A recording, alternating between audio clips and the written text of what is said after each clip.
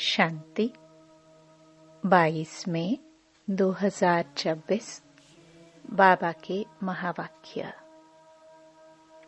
मीठे बच्चे, charity begins at home अर्थात जो देवी देवता धर्म के हैं, शिव के व देवताओं के पुजारी हैं, उन्हें पहले पहले ज्ञान दो। प्रश्न: बाप का कौन सा कर्तव्य कोई भी मनुष्य नहीं कर सकते हैं और क्यों? उत्तर: सारे विश्व में शांति स्थापन करने का कर्तव्य एक बाप का है। मनुष्य विश्व में शांति स्थापन नहीं कर सकते, क्योंकि सब विकारी हैं। शांति की स्थापना तब हो जब बाप को जाने और पवित्र बने। बाप को न जानने के कारण निधन के बन गए हैं। गीत: मरना तेरी गली में। ओम शांति। ओम शांति का अर्थ भी घड़ी घड़ी बताना पड़े, क्योंकि ओम शांति का अर्थ कोई भी नहीं जानते। जैसे घड़ी घड़ी बोलना पड़ता है मन मना भव, अर्थात बेहद के बाप को याद करो। ओम का अर्थ कह देते हैं ओम माना भगवान, बाप कहते हैं ओम अर्थात मैं आत्मा, यह मेरा शरीर।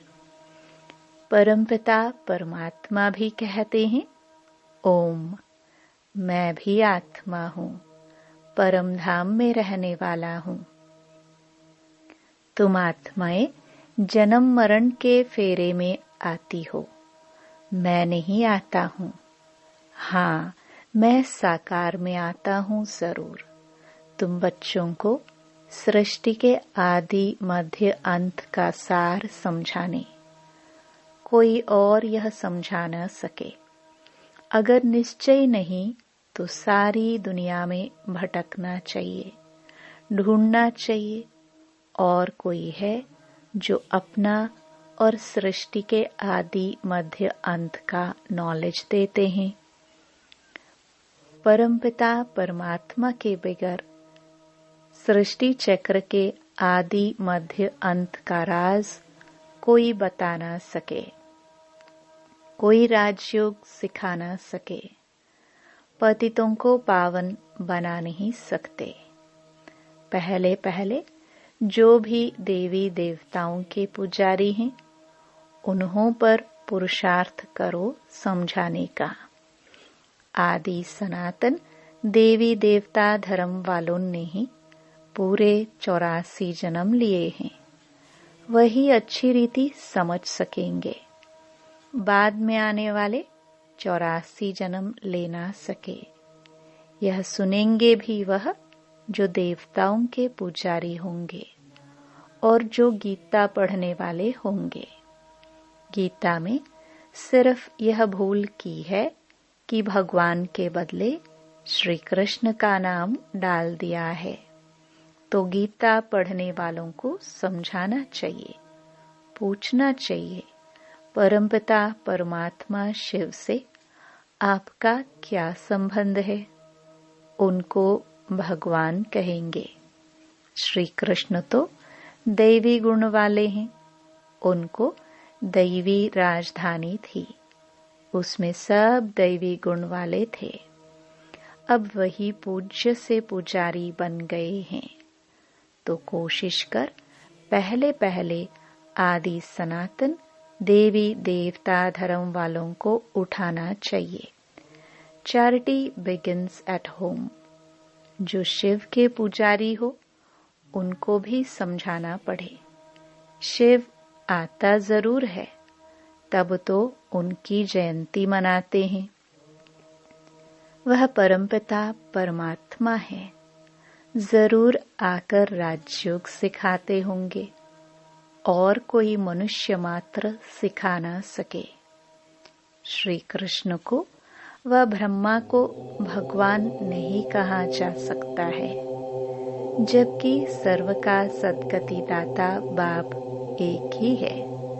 वह ज्ञान का सागर होने के कारण सबका शिक्षक भी है।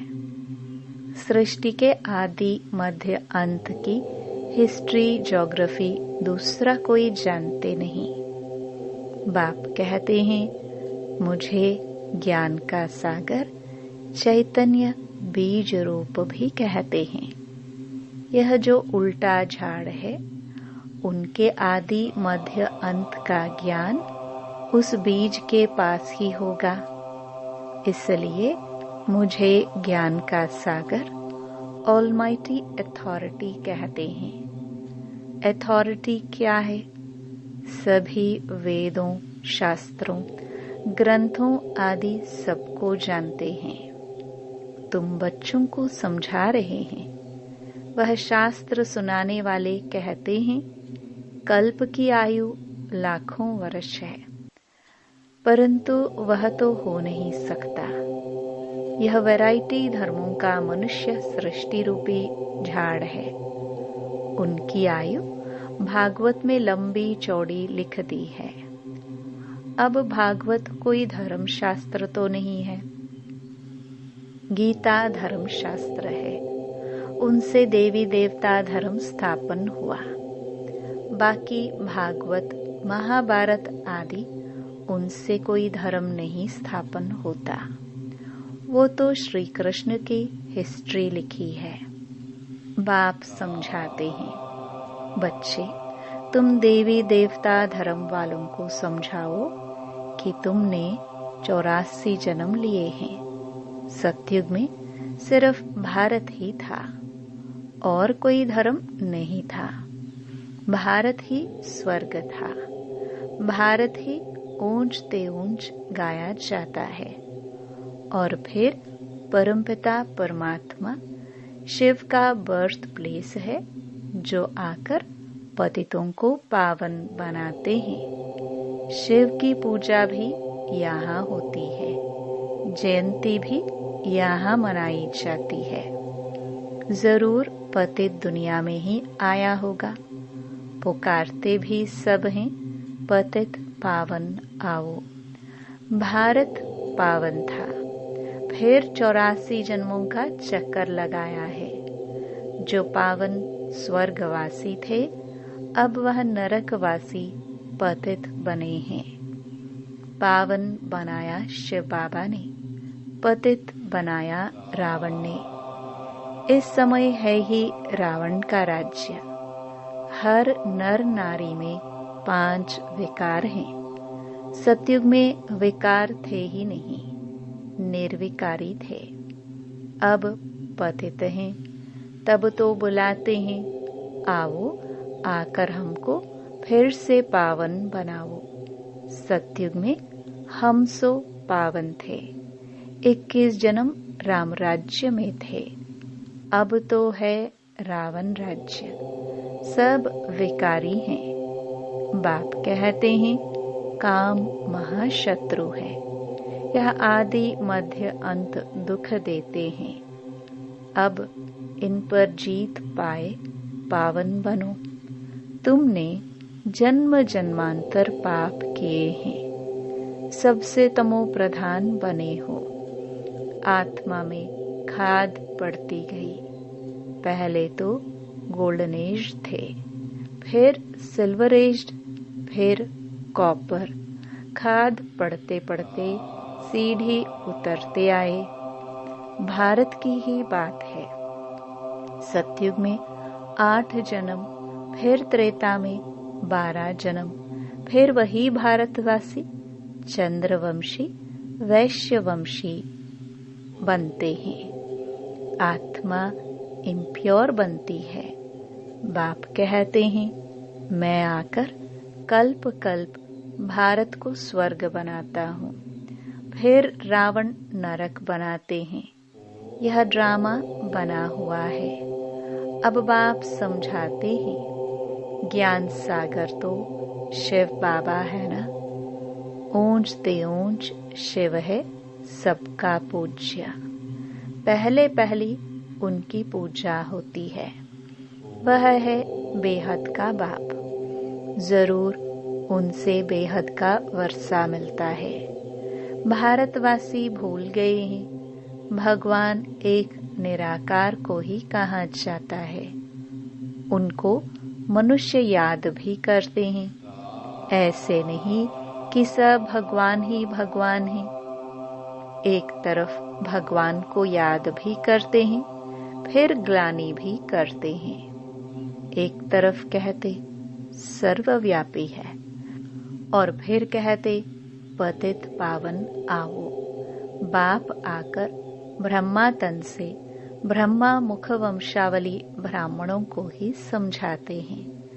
अभी तुम ब्राह्मण छोटी हो। ब्राह्मणों के ऊपर ठहरा शिव। विराट रूप में देवता, क्षत्रिय, वैश्य, शूद्र दिखाते हैं। ब्राह्मणों का नाम ही नहीं, क्योंकि देखते हैं ब्राह्मण तो है विकारी, फिर देवताओं से उत्तम कैसे है। बाप समझाते हैं, वह भी गाते हैं ब्राह्मण देवी देवताय नमः। एक्यूरेट कोई जानता ही नहीं कि इन्हों का राज्य कब था, स्वर्ग कहाँ से आया। अब तुम समझते हो। बाबा आकर ब्रह्मा द्वारा स्वर्ग की स्थापना करते हैं। शंकर द्वारा नरक का विनाश कराते हैं। महाभारत की लड़ाई भी लगी थी ना, जिससे स्वर्ग के गेट्स खुले थे। गाते हैं परंतु कुछ भी समझते नहीं। यह भी दिखाते हैं कि इस रुद्र ज्ञान यज्ञ से विनाश ज्वाला प्रज्वलित हुई। बरोबर अभी वही पाठ चल रहा है। 5000 वर्ष पहले भी लड़ाई लगी थी, तब पतित दुनिया विनाश हुई थी। गीता का ज्ञान जब सुनाते हैं तो कहते हैं 3 सेनाएं थी। यूरोपवासी यादव सेना, जिन्होंने साइंस से मुसल इन्वेंट किया। गीता में पूरे 5000 वर्ष हुए। बाप समझाते हैं यह 3 सेनाएं अभी भी हैं। गाया हुआ है विनाशकाले विपरीत बुद्धि, अर्थात परमपिता परमात्मा से विपरीत बुद्धि है। जानते नहीं है, सिवाय तुम्हारे कोई की प्रीत नहीं है। सबकी विनाश काले विपरीत बुद्धि है। बाकी तुम पांडवों की है प्रीत बुद्धि। तुम शिव बाबा को ही याद करते हो। जानते हो शिव बाबा हमको 21 जन्मों का वर्षा देने आए हैं। तुम्हारी प्रीत बुद्धि है शिव बाबा के साथ। बाकी तो कोई बाप को जानते ही नहीं, तो 3 सेनाएं हुई ना। तुम हो पांडव सेना। विनाश काल तो है ही। तुम जानते हो मौत सामने खड़ा है। शिव बाबा कहते हैं तुम पवित्र बनेंगे तो नई दुनिया का मालिक बनेंगे। सतयुग में एक ही देवी देवता धर्म था और कोई धर्म नहीं था। अभी और सब धर्म हैं, बाकी आदि सनातन देवी देवता धर्म है नहीं। अपने को देवी देवता समझते ही नहीं है। कहते हैं हम तो पतित हैं। देवताओं के आगे महिमा गाते हैं। तुम सर्वगुण संपन्न 16 कला संपूर्ण हो। अपने को कहते हैं हम विकारी हैं। मैं निर्गुण हारे में कोई गुण नहीं। बाप को याद करते हैं। तुमको भी एक बाप को याद करना है। बाप को याद करने बगैर पावन नहीं बनेंगे तो ऊंच पद नहीं पाएंगे। अपवित्र दुनिया का जब विनाश हो तब ही दुनिया में शांति हो। मनुष्य कोशिश करते हैं भारत में और दुनिया में शांति हो, परंतु वह तो एक बाप का ही काम है। मनुष्य तो है ही विकारी, वह शांति कैसे स्थापन कर सकते हैं। घर घर में ही झगड़ा है। बाप को न जानने के कारण बिल्कुल ही निधन के बन पड़े हैं। सतयुग में बिल्कुल ही पवित्रता, सुख, शांति थी। अभी फिर बाप वह पवित्रता, सुख, शांति स्थापन कर रहे हैं और कोई कर ना सके। भारतवासी अब नरकवासी हैं। स्वर्ग में जब थे तो पुनर्जन्म भी स्वर्ग में लेते थे, अब पतित हैं, इसलिए पतित पावन बाप को याद करते हैं। अभी तुम बच्चे जानते हो, पारलौकिक बाप को याद करने से ही विकर्म विनाश होंगे। लौकिक बाप से तो हद का वर्षा मिलता है, पारलौकिक बेहद के बाप से बेहद का वर्षा ले रहे हो।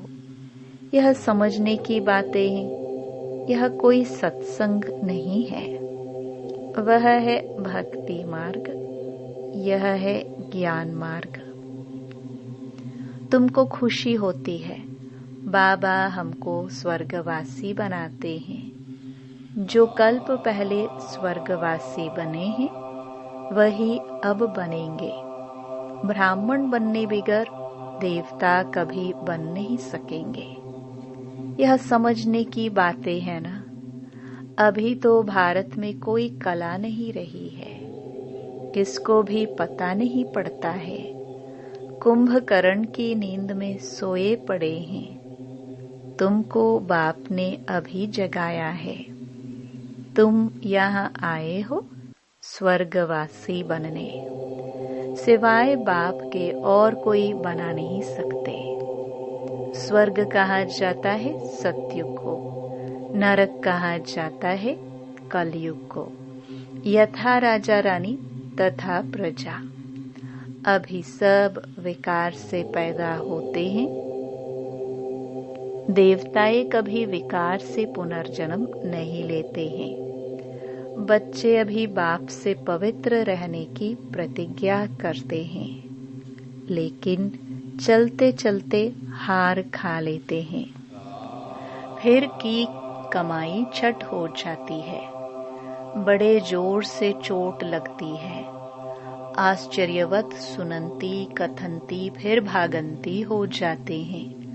भल साक्षात्कार भी करते हैं, परंतु साक्षात्कार में माया का प्रवेश बहुत होता है।